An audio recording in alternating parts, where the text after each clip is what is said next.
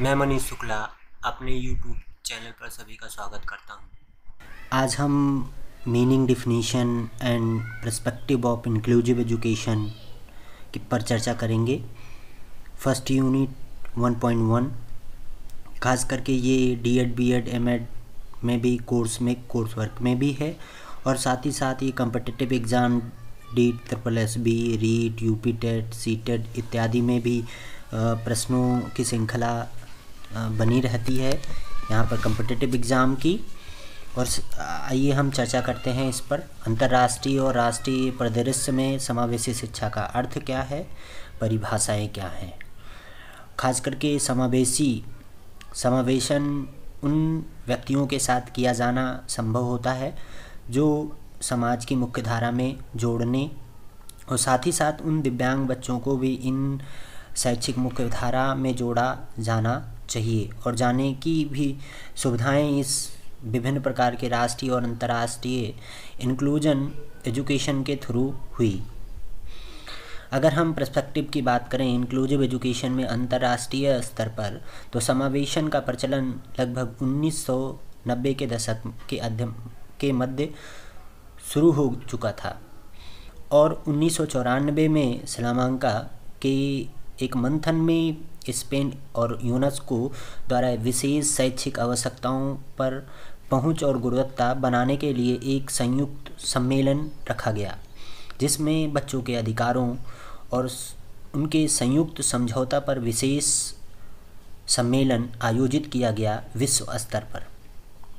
इनमें कहा गया कि प्रत्येक बच्चों के चरित्रवत विशेषताएं, रुचियां, योग्यताएं और सीखने की आवश्यकताओं जैसे विभिन्न रूप से अनोखी होती हैं। इस समाज में जो विद्यालय हैं उनकी शैक्षिक आवश्यकताओं और उनके दिशा निर्देश के आधार पर उनके शिक्षक और प्रशिक्षण कार्य की व्यवस्थाएं किया जाना, ताकि समावेशन की भावना शिक्षा में जागृत किया जा सके। यह सम्मेलन के मुख्य उद्देश्यों में से एक था।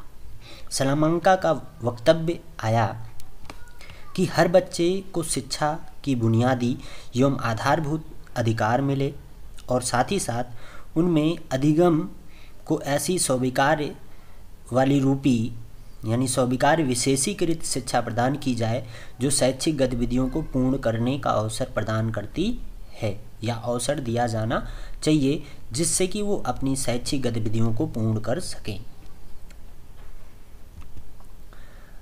समावेशन शिक्षा की आवश्यकता शिक्षा की आधारशिला मानी जाती है। समावेशी शिक्षा की शिक्षा मुख्य धारा कहलाती है, यानी जो समावेशी शिक्षा है वो मुख्य धारा की ही शिक्षा कहलाती है। समावेशी शिक्षा शैक्षिक भेदभाव ना होकर उनमें वास्तविक समावेशन ही कहा जा सकता है। यानी अगर हम उसमें वास्तव में समावेशन करें तो वह समाज के सभी वर्ग में बदलाव आ सकते हैं। ये समावेशन का वक्तव्य था। खास करके सलामांका जो था उसका अपना एक परिदृश्य था कि समाज की रूपरेखा में विभिन्न तरीके से बदलाव आए, इंक्लूजन आए, समावेशन आए। अगर हम राष्ट्रीय स्तर के परिदृश्य की बात करें, अंतर्राष्ट्रीय तो हमने कर लिखी।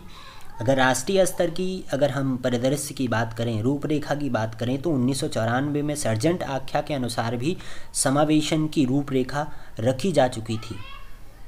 कोठारी आयोग के अनुसार भी रखा जा चुका था। समावेशन की क्रियाएं शैक्षिक विशेष विद्यालय या विशेष आवश्यकता वाले बच्चों को विशेष समावेशन की शिक्षा प्रणाली जोड़ी जा सकी थी। 1986 राष्ट्रीय शिक्षा नीति में शिक्षा प्रणाली पर जोर दिया गया कि उसमें गुणवत्तापूर्ण शिक्षा प्रणाली पर जोर दिया गया, जो कि खास करके अगर हम नई शिक्षा नीति की बात करें तो जितनी भी नई शिक्षा नीति आई, चाहे वो 1968 की आई, 75 की, 82, उसके बाद 2020 की आई, सभी में शिक्षा गुणवत्ता की बात करी गई। 1995 निःशक्तजन अधिनियम में 3 स्लोगन थे, समानता का अधिकार, अधिकारों का रक्षण, पूर्ण भागीदारी। वो भी एक इंक्लूजन की भी बात करता था और साथ ही साथ उनके अधिकारों की भी बात करता था। एनसीएफ एक्ट आया NCF नेशनल करिकुलम फ्रेमवर्क 2005 वो भी इंक्लूजन की बात करता था, समावेशी शिक्षा की बात करता था। सिंगल 2005 समावेशी शिक्षा व अक्षम बच्चों को विशेष तौर पर समाज और शिक्षा की मुख्य धारा में जोड़ने पर केंद्रित क्रियान्वयन पर बल दिया गया। ये जो सिंगल था उस पर 2005 में आया और समावेशी शिक्षा के उन शिक्षा पहलुओं पर जोर दिया गया जो विशेष आवश्यकता वाले बच्चे थे, उनको समाज और समाज की मुख्यधारा तथा शैक्षिक मुख्यधारा में जोड़ा जाना और उस पर केंद्रित बल दिया जाना ये माना गया। सर्व शिक्षा अभियान, ये भी सब बड़े सब पढ़े के आधार पर शिक्षा गतिविधियों में नामांकन को बढ़ाना, ये 2001 में और ख़ास करके निःशुल्क शिक्षा की भी यहाँ पर और समेकित प्रणाली को भी लागू किया गया। IDESS ये भी 2009-2010 में आया। इसमें भी सेकेंडरी लेवल स्तर के जो डिसेबिलिटी रिलेटेड बच्चे थे उनको समावेशी शिक्षा में या समाज की मुख्यधारा में समावेशन के आधार पर जोड़ना इसका मुख्य उद्देश्य था। राष्ट्रीय माध्यमिक शिक्षा अभियान मार्च 2009 में स्टार्ट हुआ। इसका भी एनरोलमेंट रेट को बढ़ाना, साथ ही साथ उसके नामांकन दर को बढ़ाना और ख़ास करके इसमें राष्ट्रीय माध्यमिक शिक्षा अभियान में ये भी कहा गया कि 15वीं पंचवर्षीय योजना 20वीं पंचवर्षीय योजना के अंतराल 15 से जो 20 की पंचवर्षीय योजना थी उसके अंतराल नामांकन रेट को 100% करना, यानी जो उपस्थिति रेट है या एनरोलमेंट रेट है उसे बढ़ाना, जीरो स्तर का लिटरेसी रेट को जीरो स्तर करना इसका मुख्य उद्देश्य था। DPEP यानी district primary level education programme, ये भी नामांकन रेट को बढ़ाना इसका भी उद्देश्य था। NPEP national policy of education programme, इसका भी यही उद्देश्य था और शिक्षा के मुख्यधारा समेकित शिक्षा प्रणाली में इसका जोड़ा जाना।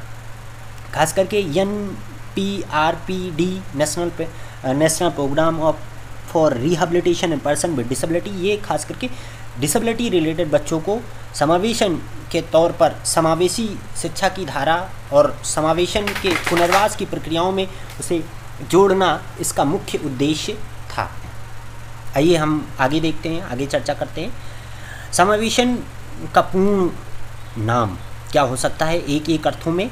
अगर हम इंक्लूजन का आई देखें तो इंडिविजुअलाइज डिस्कशन यानी डिसीजन, इंडिविजुअलाइज डिसीजन यानी व्यक्तिगत निर्णय, एन यानी नीड बेस्ड लर्निंग आवश्यकता आधारित अधिगम, सी चाइल्ड सेंटर टीचिंग या टीचिंग यानी बाल केंद्रित शिक्षा। इसका मुख्य उद्देश्य है समावेशन का कि ये बाल केंद्रित शिक्षा पर आधारित है। पहले टीचर सेंटर्ड प्रणाली एजुकेशन सिस्टम था, लेकिन आज हमारे पास चाइल्ड सेंटर एजुकेशन है। एल लर्निंग इन मोर अप्रोप्रिएट इन्वायरमेंट यानी उपयुक्त वातावरण में अधिगम, यूनिफाइड सपोर्ट व्यक्तिगत सहयोग, सपोर्ट सिस्टम सहयोगी तंत्र, इंस्ट्रक्शन ऑफ इफेक्टिव यानी प्रभावशाली निर्देशन, ऑर्गेनाइजेशन सपोर्ट संगठन के द्वारा दी जाने वाली सहायता। एन नो चाइल्ड इंडक्ट यानी कोई भी बच्चा छूटने ना पाए, यानी इंक्लूजन का मतलब है कि कोई भी बच्चा ना छूटने पाए। अगर हम मीनिंग्स की बात करें, इसके अर्थों की बात करें तो विभिन्न प्रकार के जो बच्चे हैं उनके आंतरिक क्षमताओं के विभेद होने के पश्चात भी उन्हें एक ही कक्षा कक्ष, एक ही वातावरण, एक ही स्थान पर दी जाने वाली शिक्षा समेकित शिक्षा या समावेशी शिक्षा कहलाई। समावेशी शिक्षा उस शिक्षा को कहते हैं जिनमें सामान्य तथा दिव्यांग दोनों एक ही तरह के क्षमताओं को धारण करने के साथ साथ छात्र छात्राओं को हर तरह पर भागीदारी सुनिश्चित की जानी चाहिए। सही कारण यह है कि समावेशी शिक्षा प्रणाली को लंबे समय तक चलने वाली शिक्षा प्रणाली कहा जाता है, यानी आज शिक्षा प्रणाली शुरू हुई तो कल ख़त्म नहीं हो जाएगी। इसका मतलब है कि लंबे समय तक समावेशन चलने की आवश्यकता है। समावेशी शिक्षा से तात्पर्य विशेष आवश्यकता वाले बच्चों को उनके निकट के विद्यालय में शिक्षा प्रदान करने से है, जो कि छात्र छात्राओं की योग्यताओं को ध्यान में रखते हुए उन्हें एक साथ विशेष शिक्षक की मदद से विशेष शैक्षणिक प्रणाली तथा विशेषी युक्त वातावरण में शिक्षा प्रदान की जाती है। कहलाती है क्या? विशेष शिक्षा। अगर हम डिफिनीशन की बात करें तो 1966 में कोठारी आयोग ने कहा कि विकलांग बच्चों की शिक्षा सामान्य शिक्षा प्रणाली का एक अभिन्न अंग है जो व्यवस्थाओं के अनुकूल हो। यानी उन्होंने कहा कि विकलांग बच्चों की शिक्षा जो सामान्य शिक्षा प्रणाली का एक अभिन्न अंग है जो व्यवस्थाओं के अनुकूल हो। नेशनल करिकुलम फ्रेमवर्क 2005 ने कहा समावेशन की नीति को प्रत्येक विद्यालय और संपूर्ण शिक्षा प्रणाली में लागू किया जाने की आवश्यकता है।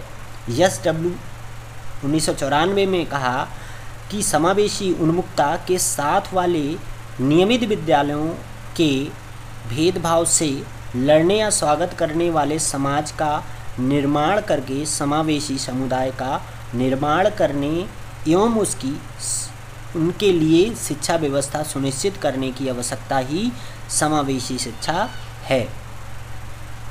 यानी समावेशन कुल मिला के कि सामाजिक तौर पर शिक्षा प्रणाली शिक्षण गतिविधियों को एक ही छत तले शैक्षिक गतिविधियों को पूर्ण करना है। वो चाहे दिव्यांग बच्चा हो, चाहे वो सामान्य बच्चा हो, चाहे वो सकलांग बच्चा हो, सभी बच्चों को एक ही छत तले एक ही कक्षा कक्ष प्रणाली में विभिन्न आवश्यकताओं की पूर्ति करते हुए शैक्षिक गतिविधियों को पूर्ण करना ही समावेशी शिक्षा कहलाई।